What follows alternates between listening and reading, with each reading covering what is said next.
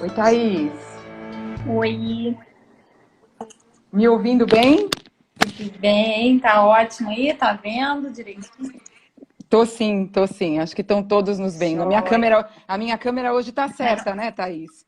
Contar o segredo que ontem eu não consegui virar a Tá. câmera no teste. Já tem pessoal entrando Já tem um aí. pessoal entrando, já tem um pessoal entrando. A gente entrou, acho que um minutinho antes, né, Thaís? Isso. Mas é bom porque aí a gente vai cumprimentando as pessoas, né? Boa Boa noite. noite. Quer dizer Ó, que o você pessoal da recebeu. minha equipe tá aí, ó. Tá aí? Felícia.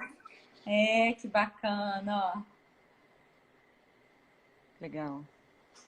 Luciana, Luciana Luciana de Silveira. Recife. É. Olá, Lu. Boa noite. Todos muito bem-vindos, né, Rosana? Muito bem-vindos, muito bem-vindos. Vamos ter aí uma discussão importante, né? Vamos ter aí Clécia, um. ó, uma conterrânea sua entrando Ah, por aí, é? mas uma amiga querida, isso. Acabou de entrar. Que bom. Então, eu tô aí há um Vamos, tempo fora das lives e vamos verdade, né? E retomar. a gente nessa situação tão difícil, né, Thaís? Tão lamentável agora, tudo piorando, tudo fechando de novo, né?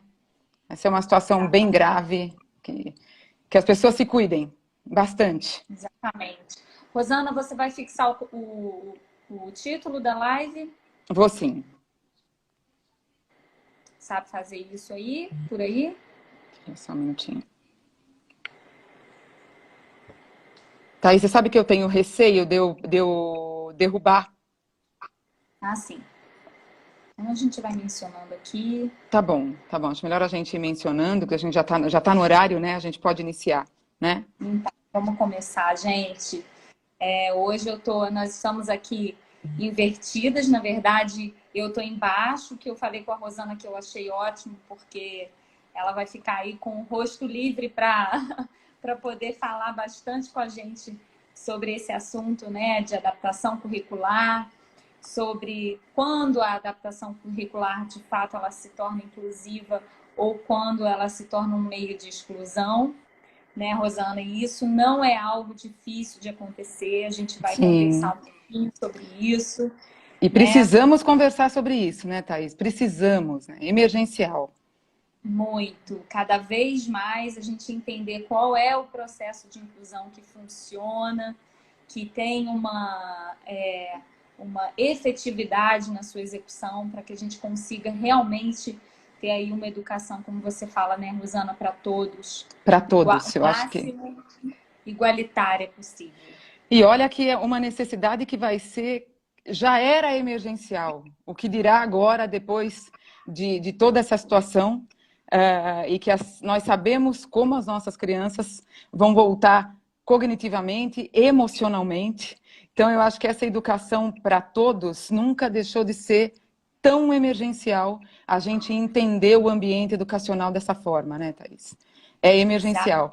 E eu queria agradecer a Thaís, porque é também uma querida, eu brinco com ela que é minha nova amiga, né? Nos conhecemos há um ano, com muitas afinidades, e a gente está aqui inaugurando o Instagram do Núcleo Aprende, que nós até então não fazíamos live por aqui, fazíamos apenas pelo YouTube, e ela sempre e disponível imediatamente e que acaba nos ajudando a conduzir de uma forma brilhante, como sempre. Então, Ah, obrigada. Sempre muito é um obrigada. prazer estar aqui no Núcleo Aprende, né, fazendo essa mediação sempre com você. Eu falo, tem um ano, mas parece que tem 10, né, Rosana? Parece, de A verdade, nossa, parece. a nossa conexão é muito bacana. É muito E eu bacana. tenho, para variar, assim, motivos para agradecer realmente, porque eu acho que são esses momentos de discussão que têm feito a nossa prática da fonoaudiologia educacional crescer, se estabelecer e se fortalecer cada E vez se mais. fortalecer cada vez mais. Verdade, Né? verdade. Então, eu vou me apresentar para quem porventura não me conheça. Eu sou Thaís Braga, fonoaudióloga educacional, clínica e educacional, né? E hoje eu estou aqui no perfil do Núcleo Aprende, a convite da Rosana, para que a gente faço essa live sobre a metodologia CDRA, né, com a Rosana, que é a autora, né, a Rosana Mendes Ribeiro, que vem se estabelecendo cada vez mais, né, Rosana, como uma grande referência em defasagens educacionais e adaptações curriculares. Rosana é fonoaudióloga educacional, especialista em neuroeducação, doutoranda em ciências da educação, autora da metodologia CDRA e dos livros Fala Betizando e do recém-lançado livro A Cada Um Que É Seu. Eu tenho o meu aqui em minhas mãos. Então, a nossa live hoje vai envolver um tema que é de extrema importância e que se representa também como um grande desafio, né? Que é conversarmos sobre incluir, inserir, respeitar, mas principalmente acolher todas as nossas crianças, os nossos adolescentes, com as mais diversas condições linguísticas, sensoriais, físicas, emocionais e mesmo étnicas, socioeconômicas e culturais no ambiente educacional, sem distinção, sem medos e sem preconceitos, né, Rosana?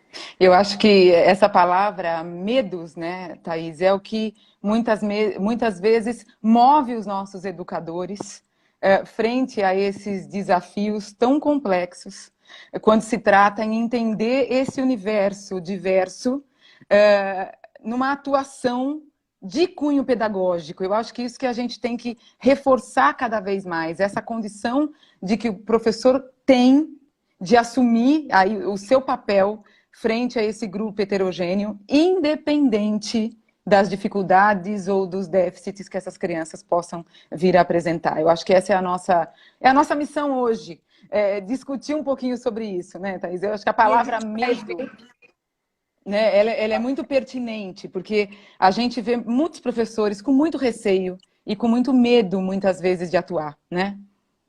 E a gente vai ver o quanto isso é possível, né, Rosana?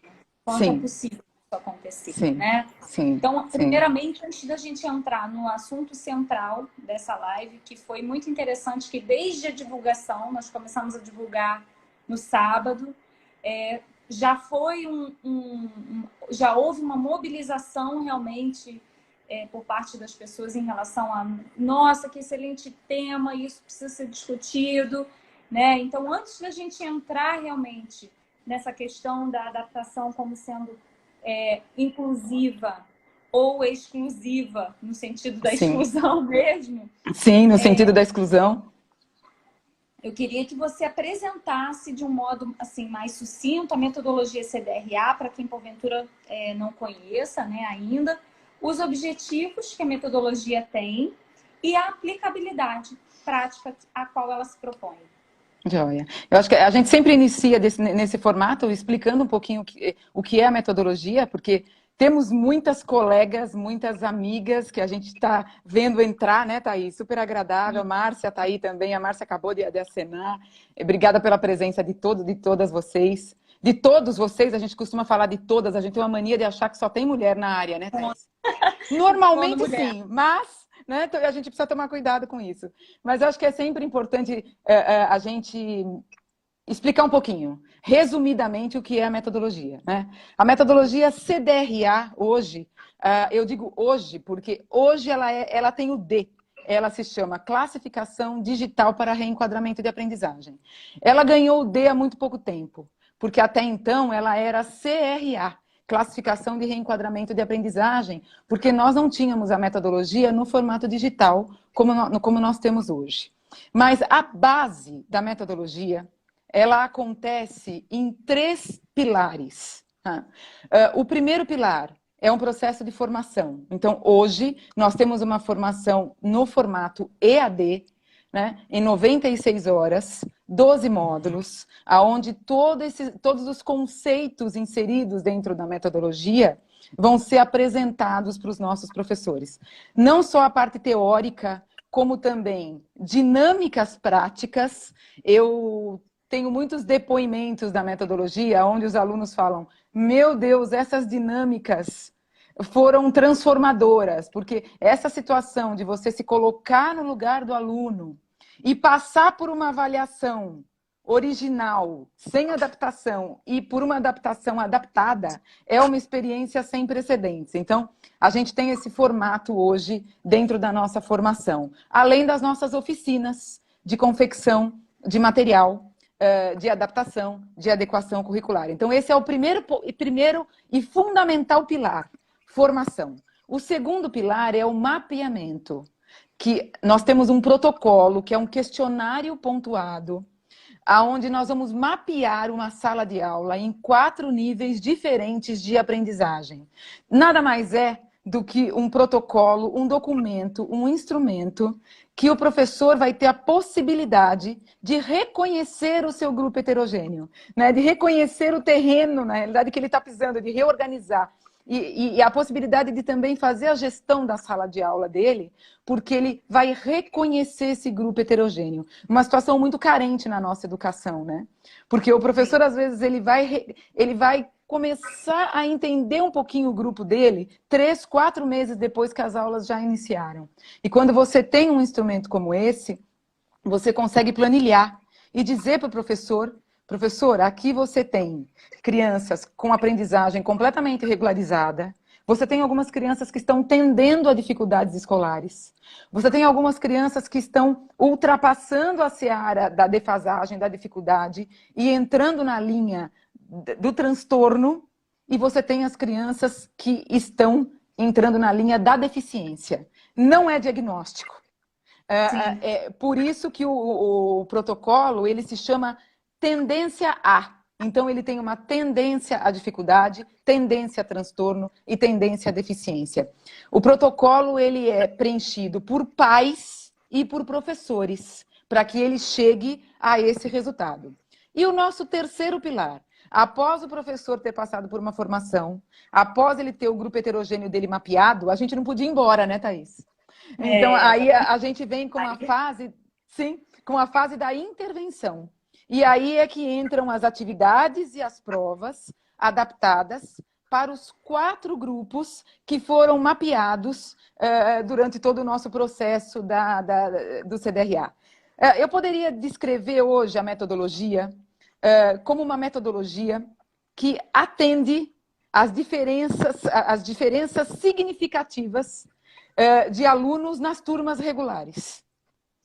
E que também entende, coloca o professor em ação, para que ele possa entender o conteúdo curricular e as avaliações que seguem esses conteúdos, atendendo às necessidades de todos os alunos, independente das suas dificuldades ou das suas alterações. E é o que a gente identifica enquanto necessidade quando a gente trabalha no ambiente educacional, e que a gente entende que o professor também precisa ter essa autonomia para que ele possa conduzir o seu trabalho de uma forma mais pontual, né? Sim. O grande desafio, né, Thaís, é exatamente esse, né? Você entender essas diferenças significativas que você encontra numa turma sabidamente heterogênea. Sim. Né? Sabidamente heterogênea. Mas eu sempre comento nos meus cursos que se tem um profissional que a única certeza que ele tem é que ele vai entrar numa sala de aula e ele vai encontrar diferentes personalidades, diferentes níveis de aprendizagem. Né? Então, essa é a única certeza que ele tem. A única certeza. A única certeza. Então, investir em instrumentos, em formação, para que cada vez mais esse professor entenda e atue nesse universo heterogêneo, é o futuro da nossa educação. Não tem como. Exatamente. Muito bom. Eu vou fazer uma observação aqui, Rosana, porque Sim. As pessoas que desejarem fazer perguntas, se puderem fazer pelo comentário, ao invés de na caixinha de perguntas, porque a Rosana está administrando a transmissão, mas eu vou mediar, então pela caixinha eu não vou conseguir ler as perguntas. Então, se vocês tiverem perguntas, para que ela possa ficar livre aí para falar com a gente, responder as nossas questões, sem precisar administrar também aí a caixinha de perguntas, tá, Rosana? Quero te deixar livre dessa função. Tá. Já tem até uma pergunta aqui, ó. Quem aplica o CDRA? O professor? Algum especialista? Quem aplica o Nossa CDRA? Andréia, boa Andréia noite, Andréia, a nossa querida Andréia.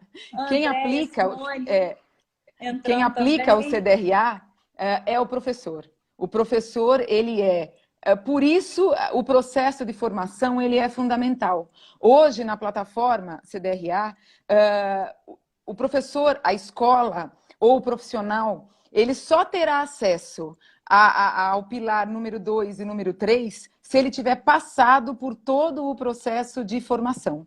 Justamente por isso, né? Não adianta você liberar atividades adaptadas, modelos e modelos, e o professor não sabe o que ele está lendo, não sabe o que ele está fazendo, né? Então, essa formação, ela é dada e ela é fundamental e obrigatória para que cada vez mais o professor fique independente e possa, na realidade, aplicar essa linguagem da metodologia ano a ano nas escolas. Tanto que eu posso afirmar para vocês, as escolas que estão com CDRA há mais ou menos 4 anos, nós temos escolas que estão há 4 anos, hoje eles estão absolutamente independentes, né?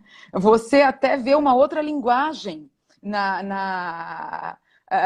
o vocabulário do professor mudou, né? Você percebe o professor falando sobre dificuldades, sobre transtornos, sobre deficiência, com uma propriedade muito grande. E eu acho que o principal, tendo autonomia para atuar antes de realizar o encaminhamento. Né? Então, ele auxilia também nessa questão de que o professor, muitas vezes, ele comete um excesso de encaminhamentos exatamente porque ele não tem essa formação. E falta um pouco hoje para esse professor essa autonomia, essa coragem, né, Thaís? Eu acho que a gente chegou num ponto que o aumento em relação às necessidades educacionais especiais foi tamanho que o professor passou a pecar por excesso, claro, né? E a realizar encaminhamentos, muitas vezes, de forma acelerada, né? Sem entrar com estratégias de cunho pedagógico, e ele pode, não, eu vou conseguir reverter aqui. E o professor sabe bem quando é só uma dificuldade, né? O professor tem esse feeling, como ninguém, o professor tem. Né? Acho que a nossa Simone acabou de entrar. Sim, entrou. Ela falou que ia estar por aí. A Andréia perguntou também, quem precisa da formação? O professor? O professor. O professor. A formação e nós hoje... Também. São sim, os educacionais. A Andréia está falando uma coisa que é verdade. Você tem que formar esse professor para que ele possa realmente até esgotar as possibilidades pedagógicas, até para decidir por uma documentação, para legalizar toda aquela situação, para traçar os planos que tem que ser traçados, para realizar um encaminhamento. Então, é autonomia. O professor ele fica bastante autônomo. Né? Agora, a formação também é aberta para os profissionais da área da saúde, que queiram, na realidade, que orientam os profissionais da área da saúde que realizam orientações no ambiente educacional. Né? Eu tenho muitas alunas no próprio curso que comentam comigo o quanto o curso acaba atendendo a uma linguagem mais acessível ao professor. Isso é um comentário que eu tenho regularmente. O quanto a formação da metodologia ajuda os profissionais da saúde a terem uma linguagem mais acessível e menos, talvez, técnica. E que o professor... Estreita o diálogo, né? Estreita, sim. Sim. Isso é uma situação bastante curiosa para mim, porque eu tenho muitas fonoaudiólogas que comentam essa situação comigo, e aí eu sempre falo, esse é o meu objetivo. O meu objetivo é, sim, que vocês também sejam aí orientados a ter uma linguagem simples e acessível aos nossos professores. Sim, com certeza. E por trás do assunto que nós vamos tratar hoje, Rosana, adaptação curricular, inclusão ou exclusão, muitos conceitos estão inseridos, né? Então, para iniciarmos a nossa conversa, né, nesse tema central, eu queria que você definisse primeiro alguns desses conceitos, como, por exemplo, educação inclusiva, exclusão e adaptações curriculares. Tá. Acho que bem pertinente a tudo que a gente vai discutir, né? A inclusão, a educação inclusiva, ela é uma realidade na nossa educação. Ela é uma realidade, ela é uma necessidade cada vez mais presente. Nós temos uma legislação bastante pertinente em relação a ela, né? Infelizmente, nós temos uma legislação mais atuante no que fazer do que no como fazer. Então, eu acho que a nossa fragilidade maior em termos de educação inclusiva, que a mim, ela remete que a educação inclusiva ela é a única modalidade educacional que favorece a diversidade escolar. À medida, Thaís, que ela admite que a qualquer momento, qualquer criança pode vir a apresentar uma necessidade educacional especial. Então, eu acho que é dessa forma que a gente tem que encarar a educação inclusiva, porque a qualquer momento uma criança pode apresentar uma necessidade educacional especial. E por isso que a gente tem que estar realmente preparados, e isso é uma situação muito presente até no mapeamento do CDRA, quando a gente comenta, o protocolo foi feito para crianças que tenham queixas cognitivas ou emocionais. Porém, a parte dos pais é preenchida por todos. Por quê? A qualquer baixa no desempenho, a qualquer fragilidade em termos educacionais, o professor tem em mãos a parte dos pais, ele pode preencher a parte dele e a criança acaba passando pelo processo de mapeamento. Então, acho que essa é a melhor definição de educação inclusiva, porque ela prevê exatamente isso, que a qualquer momento, qualquer criança pode vir a ter uma necessidade educacional especial, né? E aí, já até atropelando um pouquinho, Thaís, eu acho que é tão importante a gente trazer um pouco a prática, né?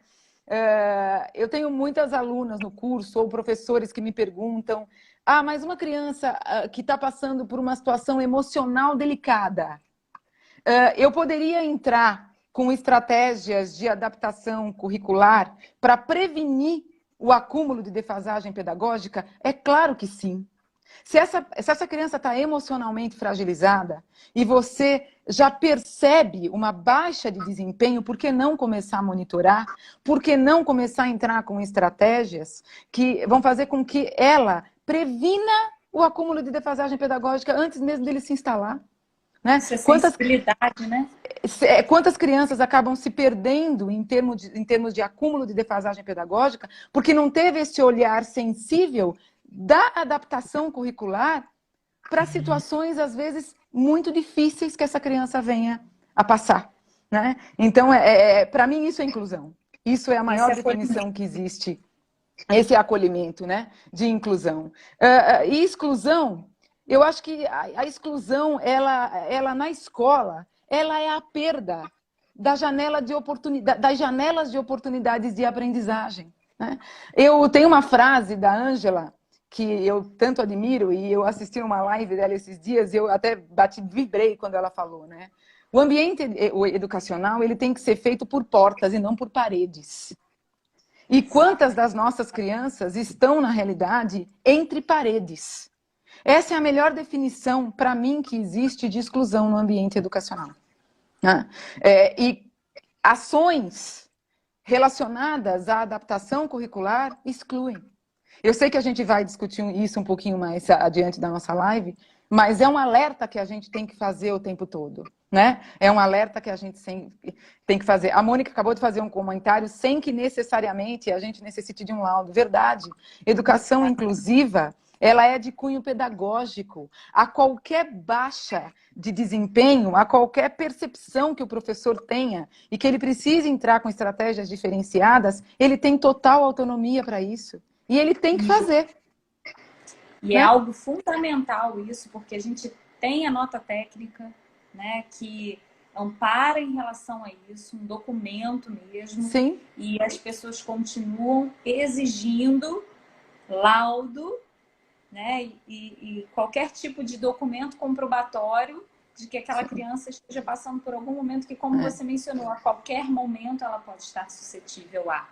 E uma coisa importante da gente comentar, Thaís, o laudo ele é importante. É claro que o laudo é importante. Sim, Mas o laudo é, quando claro, possível é importante, né? quando possível é importante, e quanto mais cedo e quanto mais precoce, super importante. Só que a gente não pode realmente esquecer que ele tem que chegar até a escola para aprimorar as práticas pedagógicas. Mas as práticas pedagógicas inclusivas não dependem desse laudo.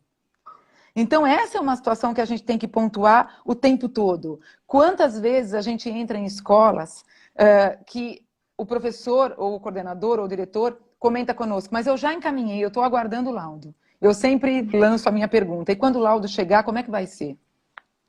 Quais vão ser os seus objetivos e as suas metas? Né? Normalmente a pessoa fica sem ação. Porque ela está esperando um laudo que justifique, não que aprimore a prática dela. Então, eu acho que já mudou muito. Muito. Acho que se a gente pensar há 3 anos atrás, a situação estava bem pior. Hoje, eu já vejo muitas escolas modificando as suas condutas, procurando aprimoramentos, procurando ajuda, né? Então, essa é uma situação que eu acho que vem mudando e que, se Deus quiser, vai mudar cada vez mais. Cada dia mais a gente vai ter professores bem formados para atuar no ambiente educacional, tendo a saúde como parceira e não dependente da saúde. Porque o ambiente Exatamente. educacional não pode ser dependente da saúde de forma nenhuma, né? De forma nenhuma. Né? E aí faltou um pouquinho o que você me pediu sobre adaptação curricular. Adaptações né? curriculares, eu ia te lembrar. Então, as adaptações curriculares, eu até deixei aqui uma anotação para a gente não perder nada, porque a melhor definição para mim é a de 1998, a gente está dentro dos PCNs, dos Parâmetros Curriculares Nacionais, onde elas são consideradas estratégias e critérios de atuação docente. Olha a perfeição da frase, né? De atuação docente, admitindo decisões que oportunizam adequar a ação educativa às maneiras peculiares de aprendizagem dos alunos. Eu sou apaixonada por essa definição, Thaís. Porque é uma definição que ela define o processo de adaptação curricular, né? De cunho pedagógico, decisões que oportunas de adaptação e de adequação, né? Peculiares a cada aluno, né? Então, eu acho que é a melhor definição que a gente tem de adaptação curricular. No Brain Connection, tinha um pedido para cada profissional dizendo o que lhe inspira. E eu sempre falo, o que me inspira é essa definição de adaptações curriculares. Para mim, ela é muito inspiradora, mas me inspira a prática da adaptação, porque ela não pode ficar só no papel. Ela não pode ser apenas uma teoria. Ela não pode ser um conceito que eu acabei de ler aqui para vocês, com a referência de 1998, do MEC. Então, a gente tem que praticar. A gente tem que entender palavra a palavra desse conceito e ir a fundo nessas práticas e com embasamento, claro. E aí, se você me permitisse, unir esses termos que você acabou de falar, né? As nossas crianças com necessidades educacionais especiais, da educação inclusiva, é muito comum que, rotineiramente, elas passem por algum tipo de exclusão. E mesmo aqueles que são incluídos, normalmente, eles não têm à disposição deles, no ambiente educacional, adaptações corretas que vão favorecer de forma justa a vida educacional dessa criança. Então, são 3 conceitos que a gente está precisando muito discutir e praticar. Porque eu acho que discussões teóricas, a gente está... Nossa, eu vejo os professores saturados. Literalmente saturados, né? A Michelle está comentando, as ações na pandemia têm deixado muito a desejar nas ações pedagógicas para alunos com dificuldades. Você sabe, Michelle, você acabou de falar uma verdade, mas eu digo assim, a gente que está no dia a dia com esses professores, eles estão fazendo o máximo deles. A situação está muito difícil, estão todos muito desgastados, né? Eu acredito que eles são muito do nosso apoio agora. Muito, muito do nosso apoio, né? Se antes já era difícil, agora está muito difícil. A gente pega, por exemplo, atividades realizadas no Google Forms, que muitas vezes o próprio Google Forms ele não admite algumas adaptações. Eu, às vezes, estou orientando e eu não consigo realizar no Google Forms. Agora a gente já sabe como fazer, né? A gente transforma tudo em imagem, né? E a gente traz ali todas as estratégias com perfeição. Mas é tudo muito novo para muita gente. Quando aí a Michele falou, me refiro às autoridades educacionais. Aí, Michele, a gente tem uma longa discussão pela frente, porque, infelizmente, a educação nunca foi prioridade no nosso país. E ela precisa ser prioridade no nosso país. Ela precisa ser. Quem sabe, depois desse caos da pandemia, as nossas autoridades também acordem para um olhar diferenciado para a educação. Se me permite, a gente fala demais, né, Thaís? Nossa, Não, eu fiquei encantada com um comentário da Priscila Cruz, do Todos pela Educação, e ela se referiu a um seminário internacional, e ela se referiu a uma fala do secretário das Nações Unidas, e que eu fiquei encantada. E ela se referiu a uma fala dele no seminário, que ele falou assim: quando você vê uma criança no chão, sangrando, porque ela caiu e se machucou, todo mundo imediatamente corre para socorrer. Quando você vê uma criança que não lê e que não escreve, todo mundo começa já, coitada, ai, que pena, né? Que país é esse? Mas ninguém corre para socorrer.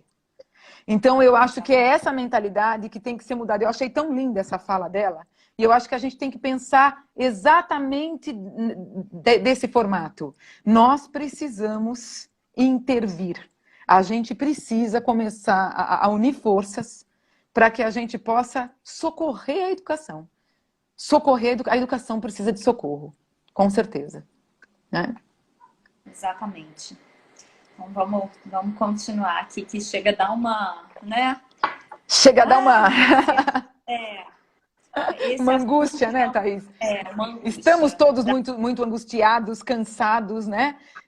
A Margarete D'Arezzo está aí. Oi, Maga, tudo bem? E ela falou exatamente isso. Nós estamos cansados, esgotados. E a gente está num cenário pior que 2020. Porque 2020 não tinha o esgotamento. 2021 existe um esgotamento sem fim. Né? E sem perspectiva. A gente não consegue saber quando isso vai acabar. Né? Então, a gente está numa situação bem complicada e a saúde mental é a nossa pauta agora. Né? Exatamente. Além de tudo. Né? Além de tudo. Então, né? para a gente nortear, Rosana, a nossa próxima discussão, eu vou me utilizar de uma frase que compõe depoimentos maravilhosos do seu livro, né? A cada um que é seu, para que você possa comentar. Né? Então, esse comentário diz assim: a metodologia CDRA, Classificação Digital para Reenquadramento de Aprendizagem, da autoria da fonoaudióloga Rosana Mendes Ribeiro, se apresenta hoje como uma ferramenta muito eficiente para que este direito inerente a todas as crianças saia do papel e chegue às salas de aula como uma possibilidade não só de garantir o direito à convivência entre todos, mas com subsídios para que os professores possam realizar e avaliar suas práticas, fazendo as devidas e necessárias intervenções pedagógicas. Queria que você comentasse um pouquinho a respeito. Olha, Thaís, esse parágrafo do depoimento de uma diretora da rede pública é uma fala que muito me emocionou. É um motivo de muita alegria e é um motivo que eu posso te dizer também de uma grande vitória. Porque o que essa fala demonstra? Essa fala demonstra que a estratégia traçada pelo CDRA, que a princípio era mapear e validar estratégias de adaptação curricular via prova. E aí eu te explico por que via prova, porque quando eu iniciei o projeto piloto, como é que eu ia fazer a demonstração de todas as estratégias que nós tínhamos desenvolvido? E aí eu digo, ao longo de uma história pessoal minha, porque a minha filha foi a primeira vítima de todas, né? Em relação a traçar estratégias e validar no contexto, no ambiente educacional. E eu comecei por prova, porque a prova ela era um objeto que fragilizava o educador, o aluno e as famílias. Porque ela era o resultado do professor que não conseguiu ensinar, do aluno que não conseguiu aprender e da família que se frustrou. Então eu pensei comigo, bom, é uma exigência do país, porque a gente tem hoje uma exigência que nós temos um perfil, o país ele é quantitativo e classificatório, é assim que ele avalia. Então eu falei, bom, se eu não posso com o inimigo, eu vou me juntar a ele. Não que eu seja a favor dessa política classificatória, né? Mas deu muito certo, porque através das adaptações das provas, os professores passaram a mudar a didática deles em sala de aula. Os professores passaram a ter um planejamento. Os professores passaram a ter atitudes favoráveis à flexibilização e à adaptação. E eu comecei a perceber que a prova foi apenas uma demonstração para que eu pudesse atingir esse dia a dia do professor. E a fala dessa diretora me deixou muito emocionada. Quando você fala, meu Deus, eu comecei pontualmente pelas provas e, de repente, eu vejo uma equipe pedagógica atuante através da diversidade, mobilizada, consciente, atuante frente a esse universo da diversidade, flexibilizando os processos de ensino e aprendizagem, identificando as necessidades educacionais de cada aluno. Ampliando as fronteiras, literalmente, né? Ampliando as fronteiras. Então, essa fala me deixa muito feliz, porque ela acaba fazendo com que a escola se torne uma escola inclusiva. Outro dia, a Ana, que é coordenadora pedagógica do Alfredo Paulino, ela falou uma frase que muito emociona, é claro que emociona a equipe toda do CDRA, né? Hoje eu posso dizer que eu estou numa escola inclusiva. Olha essa frase, né? De educação inclusiva. Não importa quem vai ser matriculado nessa escola, né? A gente vai atender a todos, sem distinção, porque a gente hoje consegue, sim, traçar objetivos, metas, dentro do cenário de adaptação curricular. Né? A Margarete, adoro a Ana, né? O pessoal já conhece, porque a Ana me acompanha, né, em alguns congressos, a Ana está sempre comigo, né? Eu conheci a Ana também. Você também conheceu a Ana, né, Thaís? E é uma fala do outro lado, né, Rosana? De dentro da escola, de quem experimentou isso na prática. E então, Thaís, quem me conhece sabe disso, né? Os professores estão sempre presentes em todos os lugares comigo, porque eles é que são os protagonistas dessa história. Eles são os protagonistas. No livro mesmo, eu faço algumas dedicatórias, porque eu tenho que agradecer de coração. Eles me acolheram de uma forma e eles viabilizaram a metodologia. A metodologia é o que eu digo sempre, a metodologia é deles. Rosane Molina, não sei se ela está aqui. Nossa, eu tenho diretores que vestem a camisa. Eu acabei de ver a Alice que entrou. A Alice me escreveu uma carta esses dias que é difícil me fazer chorar, hein? E a Alice me fez chorar bastante. Eu recebi uma carta, porque ela está saindo da escola agora, e isso não tem preço, né? Não tem preço, né? Com certeza. Nada melhor do que materializar a teoria. Do que materializar, sim. Trazer isso para a prática, realmente. Sairmos do discurso, né? E colocarmos a mão na massa, fazendo isso tudo de fato acontecer, né? E aí, para a gente falar agora um pouco mais específico nesse tema central, destacando a seriedade que é o assunto adaptação curricular, eu queria relembrar também uma frase sua, em algumas discussões nossas, né, que diz que o que era para incluir pode se tornar uma potente arma para excluir. E aí eu gostaria que você dividisse com a gente, né, sobre essa sua visão na perspectiva da metodologia CDRA. Thaís, essa frase é uma frase que eu comento muito nas minhas aulas, que eu converso muito com os professores, porque ela é uma frase cruel, mas ela é uma frase real, né? As ações pautadas na educação inclusiva, as ações pautadas na adaptação curricular, seja na sua forma de macro magnitude, quando a gente fala de uma dimensão enorme que é a adaptação curricular, e eu comecei atuando com uma pequena parte dela, que são as avaliações, mas que a gente conseguiu ampliar para o universo das adaptações curriculares. Isso é muito real, né?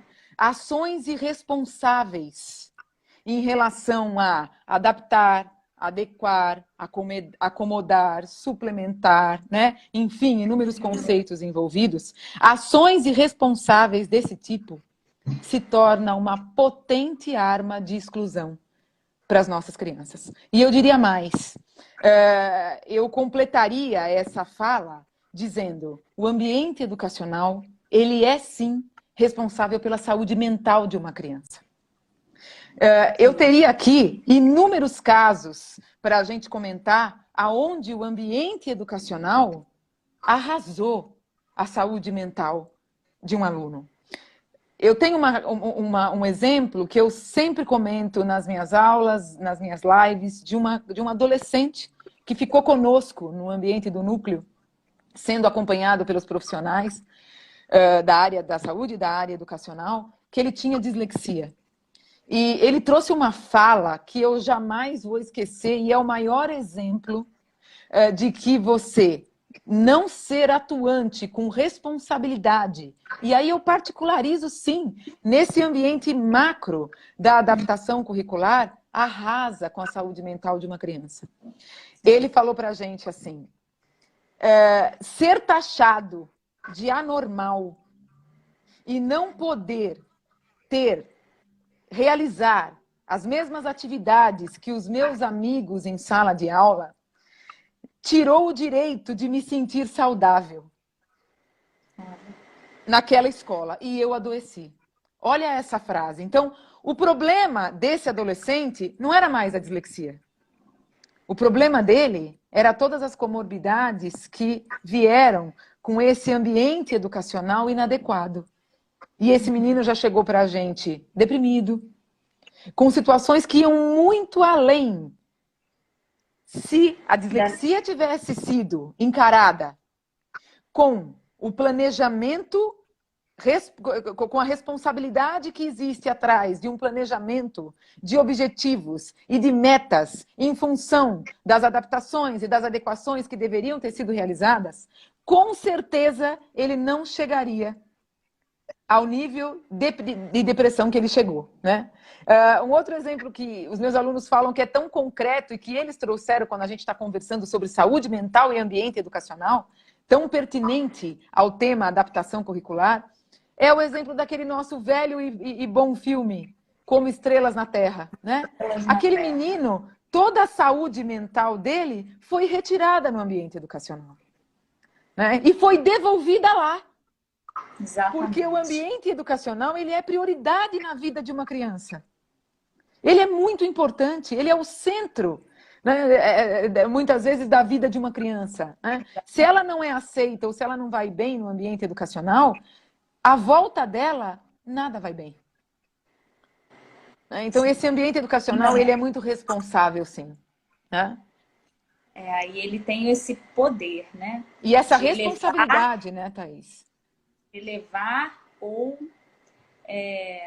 diminuir uma criança, né? De contribuir para o seu sucesso ou para o seu fracasso também. Sim. Né? E aí, Thaís, a gente sempre coloca para os professores, né? Não tem como, o professor tem que estudar cada vez mais, ele tem que estar muito bem informado, porque isso muda a todo momento, né? Então, quando a gente fala hoje em neurodesenvolvimento, quando a gente fala em 1000 dias, parece que isso não vai interferir quando essa criança entra na escola, mas vai interferir totalmente. Porque a gente tem, na realidade, uma situação orgânica e uma situação ambiental. Quando o Sim. orgânico não responde, o ambiente tem que favorecer completamente. Né? Agora, quando o orgânico responde, mas o ambiente não responde, o prejuízo é tamanho, tanto quanto. Tanto quanto. Então, essa consciência a gente tem que tomar, o professor tem que ter cada vez mais, que ele tem que ter formações cada vez mais específicas. Isso é uma verdade que não dá para fugir dela. Né? Exatamente. Rosana, a gente chegou numa parte que eu estava ansiosa. Nesse momento a gente vai descontrair um pouquinho, né, desse assunto que é a gente vai brincar falando sério, né? Tá. Eu vou citar algumas técnicas ou alguns recursos, né, que são apontados como sendo de adaptação curricular, como sendo recursos traçados para a promoção de adaptações curriculares. E aí você vai esclarecer para a gente se essa técnica ou esse recurso representam de fato uma inclusão ou uma exclusão, tá bom? Então, você Tem vai de A, né, classificar. Thaís? Oi? A gente, quando eu estava combinando, né, Thaís, quando a gente estava fazendo o nosso roteirinho, a gente lembrou do TikTok, né? Eu queria ter aqui aquela falinha, né? Inclusão, exclusão, inclusão, exclusão. Isso, claro que num formato sempre de orientar, né, Thaís? Sempre de Exatamente. orientar. Então, A intenção não é condenar as práticas, de a forma intenção nenhuma, de forma é nenhuma. exatamente instruir com relação a práticas assertivas. E rebater absurdos, né, Thaís? Uma situação que a gente também tem que colocar, a gente precisa ter a coragem de falar de algumas situações que são absurdas. E a gente realmente tem que tomar bastante cuidado com isso, né? E eu acho que é importante a gente dizer, né, Thaís, sobre essas técnicas até que a gente vai aí citar, que foram colhidas não, de muitos laudos até, né? Que estavam Exatamente. lá, escrita De como práticas. orientação, como práticas. Então, eu acho que é uma brincadeira saudável e que vai servir para a gente colocar assim, essa discussão aqui na nossa pauta, né? O objetivo é a gente desconstruir, né, aquilo Sim, que reter o que é bom e jogar fora aquilo que não presta. Então é exatamente isso. pensar realmente no o que é funcional para que a gente possa aprender sempre mais, né? E Sim, sim, pensar também sobre perspectivas novas e renovadas, né? sim. Margarete, com certeza, você colocou aqui que é o CDRA dando a mão para o profissional de educação, exatamente instrumentalizando, né, Sim, Rosana, sim, o sim. profissional. Então, vamos lá. Vamos lá. Primeira técnica, dar orientações para todos os alunos e depois, individualmente, dizer ao aluno de inclusão o que espera dele. Não, tem algumas situações que às vezes elas são assim sem comentários, né? Porque quando você coloca numa orientação para um professor, né? Para que ele dê orientações para todos e depois individualmente ele diz para o aluno de inclusão o que ele espera dele, isso definitivamente é exclusão. Né? E talvez assim nem ele saiba o que ele espera do aluno, então talvez ele não vá conseguir nem dizer o que ele espera do aluno, né? Para dar uma orientação como essa, absolutamente classificada como exclusão, Thaís, exclusão, na nossa brincadeira, exclusão. Né? Vamos lá, número 2, retirar questões. Por exemplo, a prova ou a atividade ou a prova original teriam 10 questões e adaptada 5 questões. Nossa. E aí? Exclusão total, né, Thaís? Eu acho que essa é uma situação que foi bom a gente falar aqui, porque essa é uma prática que não é incomum. As escolas, às vezes, padronizarem, ou você receber isso como orientação em laudos para o professor, diminuir, reduzir o número de questões. E aí você vê algumas escolas afirmando que ela realiza adaptação. Por quê? A atividade ou a prova original de todos tem 10, a do aluno de inclusão vai ter 5. Com que critério foram retiradas essas 5 questões, né? Será que o repertório dessa criança foi levantado? Será que as questões retiradas, elas foram retiradas porque houve objetivos e metas traçados, né? Não, não houve. Você vê na prática retirar por retirar. Eles escolhem aleatoriamente e simplesmente retiram a questão. Aí eu queria dizer assim, é uma prática que faz o aluno ir mal mais rápido. Né? Então, assim, eu vou mal mais rápido. É como aquela prática que fala que inclusão eu vou dar mais tempo para ele fazer a prova. Aí é tortura, porque você vai dar mais tempo para ele fazer o que ele não sabe. Esse aqui, ele vai mal mais rápido, porque você abreviou o tempo dele. Talvez ele até goste, né? Rosana, isso é um conceito tão arraigado. Sim. Isso é parte dos famosos checklists que a gente encontra, né? E que a gente já conversou tantas vezes, que é exatamente o que a metodologia quer desconstruir, né? Desconstruir totalmente, totalmente. Dicas, checklists, né? Sim. Dicas padronizadas, guias não personalizadas. Não, a gente não pode. Essa palavra dica, Simone deve estar por aqui, não sei se ela está ainda, mas a frase dela eu acho que fica inesquecível para a gente, né, Thaís? Dica quem dá é Masterchef. Dica é Masterchef. É Masterchef. Olha, eu queria só fazer um comentário e agradecer a Clécia de Itaperuna, do Rio de Janeiro, que ela é docente da Uniredentor. A nossa live hoje, ela está sendo como aula dos alunos dela. Eles estão nos acompanhando, os alunos da Uniredentor. Então, sejam bem-vindos. E que bom saber que a gente tem profissionais já na graduação conversando sobre adaptação, recebendo orientações de adaptação curricular, com ciência, com embasamento. A Clécia sabe o quanto eu admiro, ela me acompanha desde o início. Já passamos por poucas e boas juntas, não é verdade, Clécia? Obrigada por dar esse privilégio da gente estar junto com seus alunos hoje. E sejam bem-vindos. Excelente. Vamos lá, número 3. Levantar temas de interesse do aluno para planejamento das adaptações. Aí inclusão, né, Thaís? Inclui.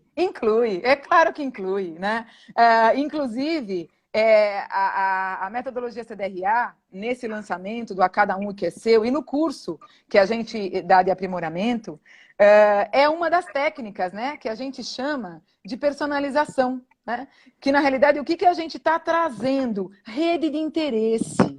Né? A gente está nada mais, nada menos falando da rede de interesse do aluno. A gente está atendendo a uma demanda específica, a uma demanda singular. A gente está determinando forma de atender às necessidades, os interesses, as capacidades, as habilidades e as competências desse aluno.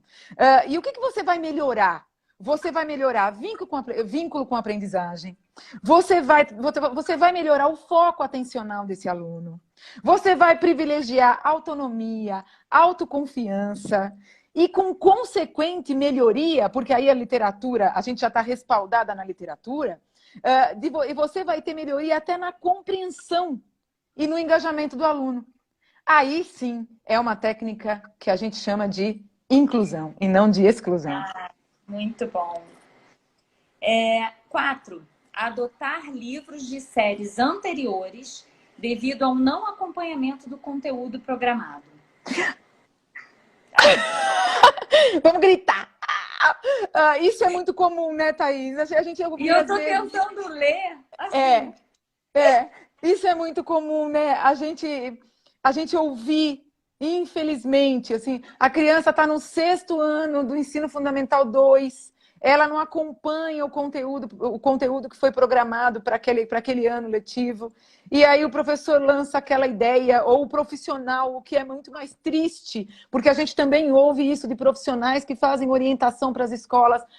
Adota o livro do 3º, porque se ela não sabe ainda ler e escrever, adota o livro do 3º.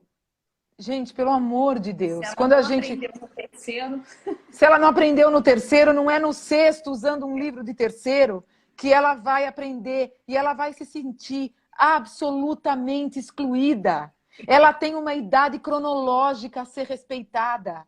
A gente precisa fazer um resgate das defasagens dela? Precisa, mas são as habilidades básicas. E não o todo. Você vai privilegiar habilidades preditoras, habilidades básicas, mas não assumir que ela vai... Tem muito conteúdo do terceiro ano que, se ela não aprendeu, não vai fazer falta. Desculpa, mas é verdade. A gente precisa privilegiar as habilidades básicas e traçar os nossos objetivos em termos de planejamento, de adaptação, de adequação, de acomodação, de suplementação, através do que ela precisa em termos de base e sempre relacionando com a atualidade, porque a gente pode resgatar relacionando com a atualidade. Esse é o grande segredo de uma adaptação feita com responsabilidade. Resgatar a defasagem, relacionando com a atualidade. Né? Isso é para a autoestima de uma criança, para a autorregulação de uma criança, é um objetivo sem precedentes. Aí é de verdade mesmo. Né? E isso cada vez mais, né, Rosana? Principalmente no momento atual que a gente está vivendo. Sempre elencar as prioridades. Porque a gente sabe que defasagens vão acontecer nesse momento. Vão acontecer. E o que nós vamos fazer? Nós vamos dar um livro dos anos anteriores para as nossas crianças? É claro que não. A gente tem que traçar objetivos muito claros, né? Em relação a isso. Exatamente. Aí você deu uma travadinha. Não sei se só para mim ou se para o pessoal que está por aí. No teu caso também a tua imagem ficou travada, mas a voz continuou. Vamos ver, agora acho que normalizou. Teve um comentário aqui, Thaís, eu perdi muitos comentários que foram aí entrando. Caderno da criança para conhecer um pouco das habilidades trabalhadas, o que encontramos é material de séries anteriores, Fundamental 2 com material de educação infantil.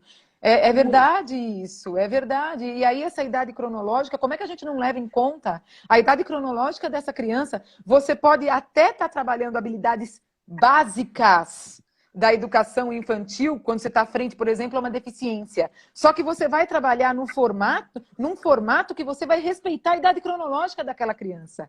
E vai relacionar, se possível, e muitas vezes é muito possível, com a atualidade que está sendo dada em sala. Contexto. Né? A Mirtz fez uma observação, mas será que o professor sabe traçar esses objetivos? Olha, Mirtz, muitas vezes ele se sente muito perdido. E ele precisa de apoio. Perdido num dia a dia que é muito atribulado, que tem muitas cobranças. Então, nesse momento, ele precisa muito do apoio de profissionais parceiros, né? E aí eu sou um pouquinho suspeita para falar, mas a linguagem, ela tá tão íntima a tudo isso, né? Que é claro que a fonoaudiologia educacional consegue atender, e a psicopedagogia também consegue atender muito dessa demanda, né? E quando se junta a fono com a psicopedagoga, então, não tem para ninguém, né? Simplesmente a gente acaba conseguindo realmente dar as mãos para esses professores, né? Excelente. Número 5, enunciados objetivos. Inclui ou exclui? Thaís, eu diria que ele inclui, mas a gente precisa tomar muito cuidado.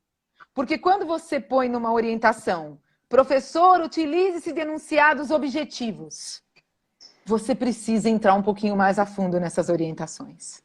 Né? Que enunciados objetivos são esses? Como é que eu mostro para um professor o que são enunciados objetivos? Então, enunciados objetivos é desmembrar o enunciado? É a gente não ter comando duplo nos enunciados? Isso é um modelo de enunciados objetivos.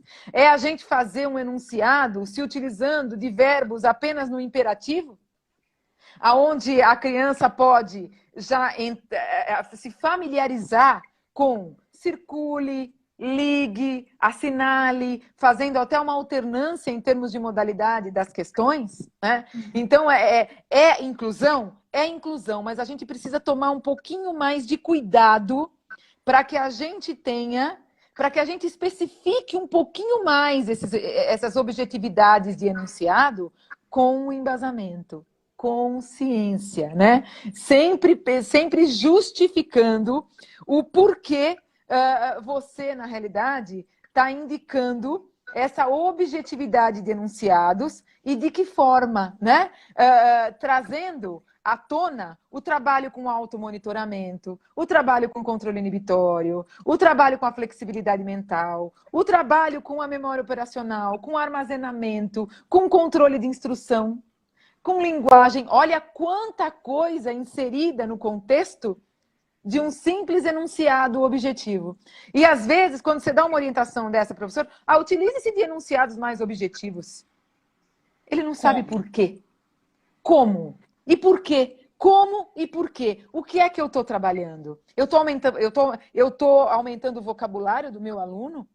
Se eu traçar alguns termos que vão ser padronizados e por repetição, eu estou condicionando e estou trabalhando sim o vocabulário do meu aluno em relação a só esses enunciados objetivos. Eu digo que enunciado é uma situação muito delicada. Eu sempre faço uma promessa para os meus alunos que um dia eu vou montar um curso, Thaís, só de enunciados. Porque ao longo da minha vida profissional, eu analisei tantos enunciados para poder traçar as estratégias de adaptação curricular, que eu diria que enunciado é fundamental que a gente estude e que a gente explique qual o fundamento para cada técnica que vai ser utilizada em relação aos enunciados nas diferentes disciplinas apresentadas pelos professores. Tá? Então, é inclusão? É inclusão, mas a gente precisa tomar muito cuidado, porque não é só sair por aí dando uma dica, enunciados objetivos. Vai muito além. Dentro disso tem muita coisa. Dentro disso tem muita coisa, tá? Ótimo. Número 7. Realização de provas fora da sala de aula. Inclui eu sou suspeita para falar disso, apesar que a gente tem na legislação o fator temporalidade, né? Que é, na realidade, você ter como uma estratégia, você dar mais tempo para o aluno resolver as atividades ou as próprias provas. Aí eu vou trazer uma particularidade da metodologia. Na nossa prática, no nosso piloto, com 2.400 alunos, já depois do piloto, que a gente ampliou para 5.000 alunos já a nossa prática com adaptação curricular, nós não precisamos tirar alunos de sala para fazer nem atividades e nem provas. Porque uma atividade, uma prova bem adaptada, com as técnicas responsáveis, o aluno não precisa nem de mais tempo e nem de sair da sala. Então, essa é uma situação que eu acho perigosa. Sair da sala para fazer provas ou para realizar atividades, ela se torna um ciclo vicioso. E muitas vezes de acomodação. Desse aluno a passar a ter até um temor de realizar a prova sem a muleta, sem a dependência de um ledor. Então, eu te digo assim, inclusão, sim, mas com várias ressalvas. A gente precisa cada vez mais, se a escola tem essa prática, ela tem que ser temporária, por um tempo muito pequeno. Esse aluno tem que estar junto com seus colegas, seja no dia a dia, seja no momento avaliativa. Tá? Realizar, sim. Típica conduta que pode, ainda que de cunho inclusivo, pode excluir, pode se tornar uma situação exclusiva. E olha que nós temos muitos alunos que falam claramente, eu não quero sair. Eu não quero sair, eu quero realizar a prova com os meus amigos. E se ele tiver uma prova bem adaptada, uma atividade bem adaptada, ele vai realizar brilhantemente. Aqui eu vou até fazer uma observação, Thaís. Os meus alunos, quando estão fazendo o curso, né, eles falam, nossa, professora, mas a prova para transtorno funcional, ela ficou enorme. E aí eu digo para eles, ela ficou enorme e ainda assim, os nossos alunos com transtornos funcionais adoram fazer. Adoram fazer. Luciana está fazendo uma observação, não é pensar em uma prova mais fácil, e sim uma prova possível de ser feita pelo escolar. Sim, e sim dar o direito de acesso ao currículo. E você percebe que eu uso. sendo um termo, uma expressão, sendo justo ao que o aluno é capaz de produzir, né? Sim. A Mirtes fez uma observação muito interessante, né? Eu perdi agora. E quando esse aluno crescer, ele vai ser capaz, eu perdi o restante, né, Thaís? Está aqui comigo, ó. E quando esse É. aluno crescer, ingressar no mundo do trabalho, quando tiver dificuldade, será que ele poderá ficar isolado para resolver seus problemas? Sim. Sendo que aí eu devolvo que, se ele tiver um processo pensado em termos de adaptação curricular e esse processo for retirado gradativamente, ele vai ser esse adulto independente e seguro, porque ele foi trabalhado no ambiente escolar que tem a obrigação de oferecer oportunidades de aprendizagem para que ele se autorregule, para que ele resolva os seus problemas, né? Então, exatamente isso, você falou tudo e me deu essa oportunidade de comentar sobre a situação temporária das adaptações curriculares. É claro que a gente tem casos que não vai acontecer só de forma temporária, e a gente sabe disso, né, Thaís? Né? Exatamente. Mas, em geral, né, isso precisa ser dito, porque essa cultura da adaptação curricular precisa ser quebrada nesse sentido, né? De que a criança precisa ser quebrada nesse sentido.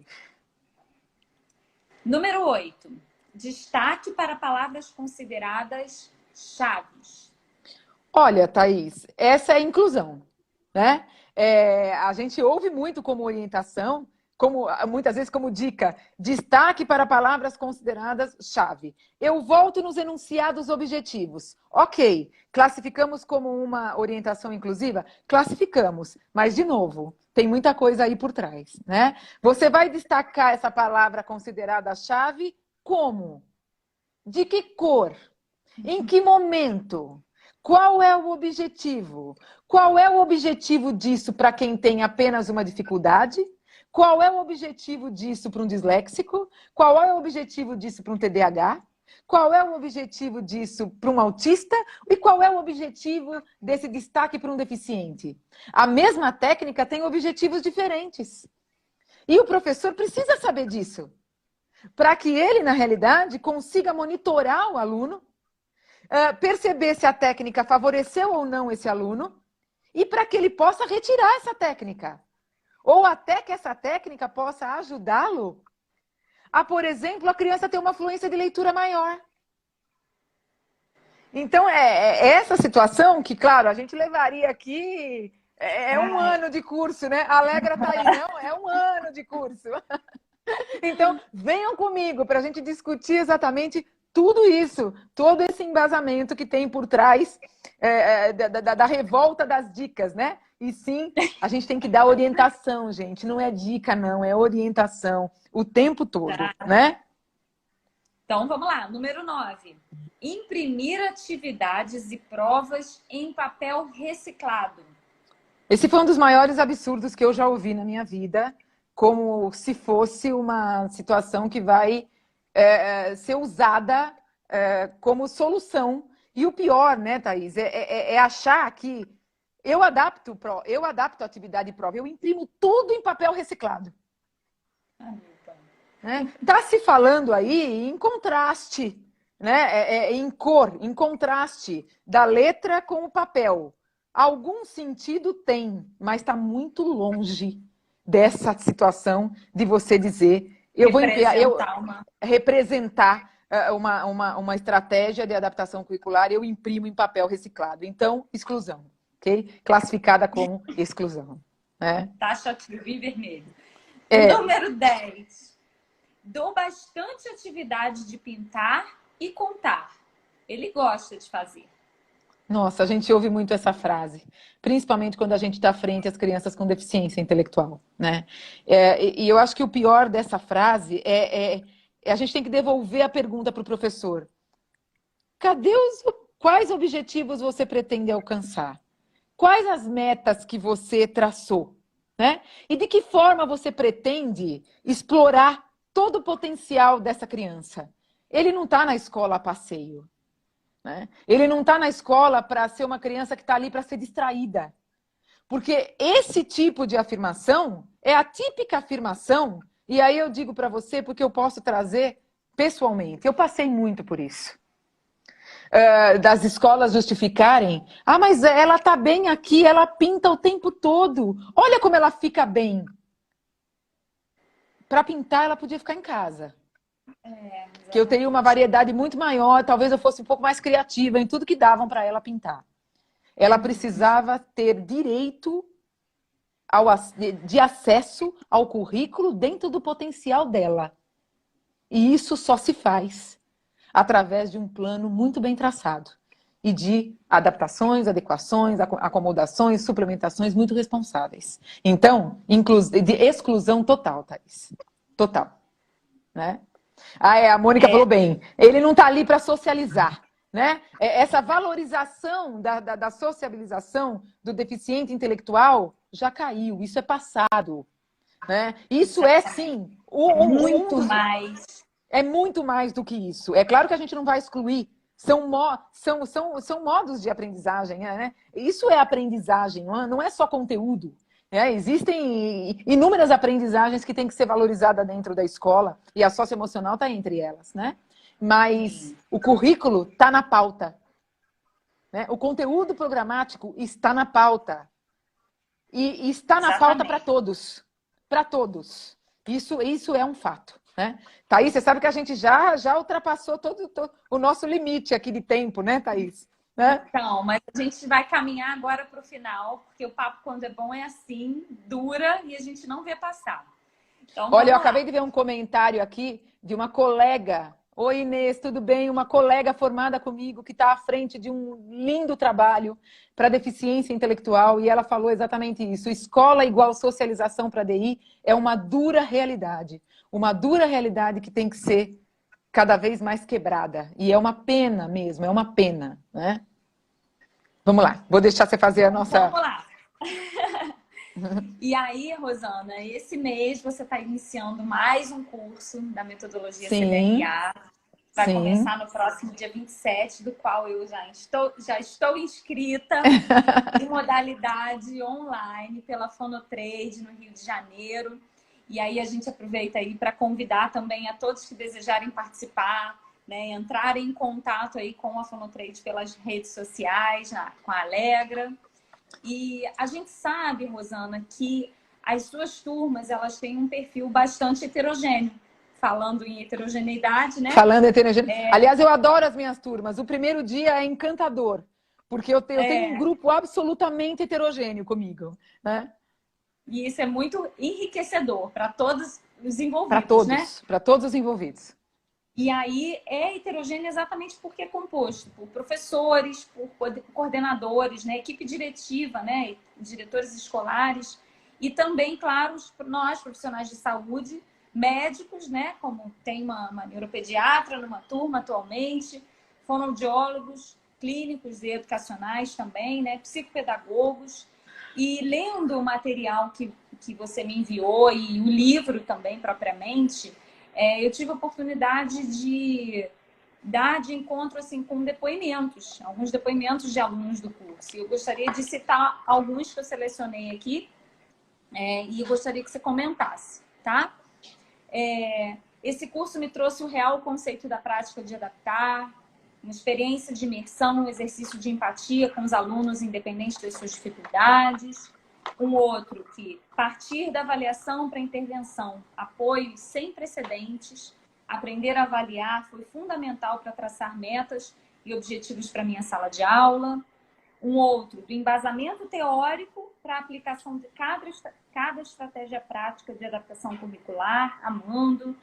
O curso da metodologia CDRA representa um divisor de águas na minha carreira e dentre muitos outros, né, Rosana? E você tem aí como referências para o curso, né, para a transformação. E aí eu queria perguntar a você o que os alunos, nós, alunos do curso, aprendem no curso que se torna, de fato, um marco diferencial na atuação com as adaptações curriculares? Eu queria citar, né? A Margarete está levantando a mãozinha dela aqui dizendo, teve uma professora de música, e é verdade, a Margarete foi aluna do curso e ela é professora de música, maravilhosa e que sempre está do nosso lado e aprimorando e aperfeiçoando as aulas de música dela, né? Então, Excelente esse colocar, encantador, excelente, né? porque, assim, Sim, a adaptação, ela não é só do professor de português e matemática, né, Rosana? claro que não. E ela não é só do professor do português e matemática, e ela não é só para os alunos, ela é para a sala toda. A adaptação curricular se faz com o grupo. Né? É para a sala de aula. Então, essa é uma situação que a gente tem que desmistificar mesmo, cada vez mais, né? O pessoal está perguntando se a live vai ficar gravada sim, né, Thaís? Vai ficar gravada e o Tá. link sobre o curso vai estar no final. Agora, respondendo a tua pergunta, o que os alunos aprendem não é uma resposta fácil para a mãe dessa metodologia que está tão envolvida responder. Eu falei isso para você, acho que você me conhece, né? Eu falei assim, nossa, eu gostaria que meus alunos estivessem aqui para poder responder isso. Mas o que eu posso dizer para você? Que, primeiramente, os alunos da metodologia CDRA, que traçarem esse caminho conosco, eles vão, primeiramente, aprender que a educação de qualidade e de equidade, a aprendizagem, ela nasce do vínculo desse aluno com a escola e com o professor. Sem vínculo não há aprendizagem. Sem vínculo não há metodologia que faça milagre. Né? E que nós devemos acolher os nossos professores frente a esses desafios, com conhecimentos diferenciados e embasados. Então, eu acho que essa é uma outra lição do próprio curso. Eu vejo muitos profissionais se referindo que passaram por uma quebra de paradigmas, que saíram da zona de conforto depois que fizeram a formação. A Clécia está dizendo, nenhum profissional será o mesmo depois desse curso. Eu, graças a Deus, eu ouço muito isso. Ouço nós muito. Já começamos, eu acho que depois dessa live, porque as pessoas já estão, vai ficar gravada, porque acho que muitas informações já foram passadas aqui de uma forma valiosa. E aí, conversando com você antes, eu falei assim, quanta coisa a gente já fez de errado, quanta coisa eu, enquanto fono educacional, fiz, dei orientações equivocadas por desconhecimento, achando que estava incluindo.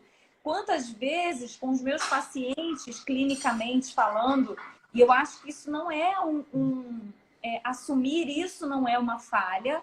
De jeito nenhum. A gente só aprende quando a gente erra e a gente aprende quando a gente acerta. Então, quantas vezes as orientações para o meu paciente disléxico foram equivocadas? E eu acho que é essa função, a gente desconstruir, a gente entender que por trás de toda orientação que é dada existe um construto teórico, claro, que nos dá subsídios para tornarmos a adaptação curricular funcional, né, assertiva. Então, eu acho que é uma oportunidade da gente desconstruir exatamente muitos conceitos que nós não tiramos da nossa cabeça, mas que muitas vezes nós fomos ensinados e doutrinados a pensarmos de determinada forma. Sim. Por isso que eu acho que assim, é uma pergunta que tem que ser feita para a mãe da metodologia, sim. A Rosane Molina... Em que eu vou me transformar? A Rosane Molina, que é essa diretora, que ela sabe disso, não é nenhuma demagogia, que mora aqui dentro do meu coração e que, na realidade, ela fez concretizar muito da metodologia CDRE por causa dessa moça, de muita determinação. A prioridade disso tudo é a formação do docente. E é mesmo. E quando existe um curso da metodologia CDRA, com esse grupo tão heterogêneo, aonde a gente tem professores, mas a gente também tem profissionais que fazem formação. Então, essa é a nossa intenção, divulgar e ampliar cada vez mais a divulgação da própria metodologia. Então, eu separei aqui, Thaís, até, né, eu até peguei o meu papelzinho aqui agora, porque eu queria terminar e responder essa tua pergunta, que eu queria parafrasear o Dr. José Renato Nalini, a quem eu tanto admiro, o ex-secretário da Educação, e que deu nome para esse livro e fez a abertura do próprio livro, fez a introdução. Ele escreveu no livro, né, que a metodologia CDRA faz com que... E os alunos que nela, que aceitam partilhar e aplicar e aprender sobre ela, eles aprendem a contemplar as naturais e compreensíveis diferenças no aprendizado das nossas crianças, através de intervenções que visam a elaboração de padrões distintos, adequados e adaptados de forma singular e justa para atender a todos. Uma readequação de condutas frente à inclusão. Então, eu acho que essa frase dele diz bem o que o curso pretende, né? E exatamente esse é o meu objetivo. E eu queria falar uma última coisa, que meu filho, ainda pequeno uma vez, ele comentou, ele me viu dando aula, ele me ouviu falando que eu ia dar aula e que eu dava aula para os professores da escola dele, na época eu estava dando um curso para os professores da escola dele, e ele olhou para mim com uma carinha espantada, sabe? E ele fez assim, mamãe, você é professora de professor? E aquela carinha dele, eu acho que eu nunca vou me esquecer. E na hora ele me deixou parada, porque veio uma responsabilidade enorme para mim, né? Veio um senso de responsabilidade e de gratidão ao mesmo tempo. Então, eu sempre termino as minhas falas agradecendo muito a todos os professores, diretores, coordenadores, alunos, parceiro, nessa luta árdua pela inclusão. E que orgulho poder dizer hoje, de uma forma muito humilde, mas que muitas vezes eu estou no papel de professores, desses mestres que doam sua vida para a educação. Eu acho que assim, se você falar, eu fiz algo de muito importante na minha vida, eu falo, eu tive meus 2 filhos e eu consigo estar do lado, de mãos dadas, com esses professores frente à educação inclusiva. Excelente, Rosana. A gente fica aqui conversando até, até esgotar e não esgota, porque Sim. é um assunto que a gente reconhece o quanto a gente necessita crescer ainda, o quanto a gente necessita aprender. E para mim, realmente, é um prazer particular fazer parte desse momento com você, ter a oportunidade de aprender com você, né? E quero deixar mais uma vez registrado aqui a todos, procurem. Algumas pessoas pediram informações a respeito do curso, só ir lá no @fonotrade com a Alegra, pedir as informações, que com certeza já existem divulgações no Instagram da Fonotrade. E a gente vai deixar aqui também, tá, Thaís? A gente vai deixar na bio do Núcleo Aprende o link, tá bom? Para direcionar para a Fonotrade, tá bom? Excelente. Eu quero muito te agradecer, Rosana. Já foi uma aula, né? 1h20 aí da gente conversando sobre isso. É sempre uma oportunidade imensa de aprender com você, de crescer um pouco mais, né? E quero agradecer também a todas as pessoas que ficaram aqui presentes, né? Que participaram, enviando seus comentários. Se alguma pergunta passou, foi muitas vezes por medo. Desculpe, né, Thaís? Se alguma pergunta passou, nos desculpem. Mas foi muito bom, Rosana. Vamos estar juntas agora, dia 27, e vamos lá, gente. Vamos aprender para que a gente possa contribuir e pôr em prática tudo isso que a metodologia se propõe. Tá bom? Obrigada, gente. Super obrigada. Uma boa noite a todos vocês. Espero vocês dia 27, hein? Se apresentando para a turma da metodologia CDRA, para a nova turma. E que já está fechada, tá bom? Beijo, gente. Beijo. Confirmadíssimo. Um beijo. Tchau, tchau. Salva a live, Rosana. Eu salvo a live.